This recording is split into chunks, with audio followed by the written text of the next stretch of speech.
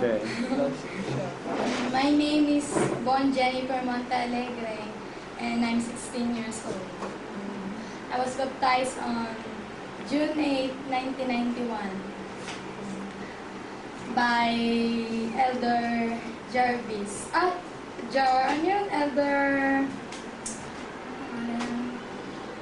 Elder Judy Elmer pala. And my mother's name is Casina Montalegre. My father is Ramon Montalegre. I have two brothers and I'm the eldest. And someday I want to be a full-time missionary to serve on a mission.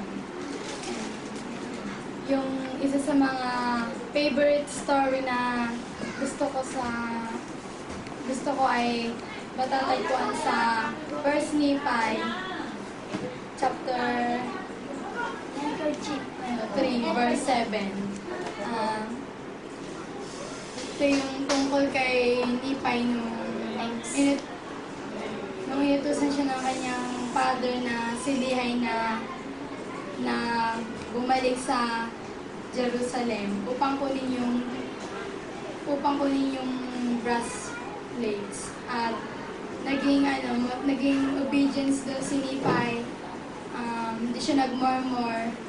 He obey kahit na mahirap at kahit na alam niya na yung kakalabanin niya si Laban, isang kilalang tao at mahirap na kalabanin tao.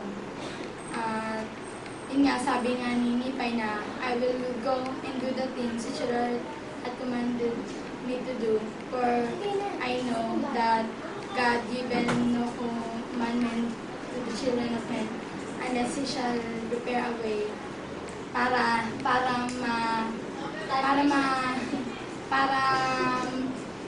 masunod yun. So si Nephi, nag-obey siya.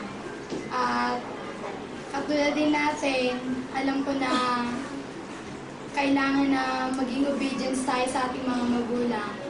Kailangan lang na sundin natin yung mga kautusan ng Diyos dahil ang Diyos ay hindi nagbibigay ng mahirap na commandments sa tao dahil alam niya na kaya natin ito.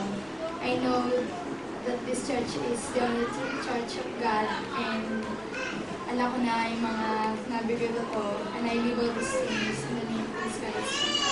Amen. Ano ba yan?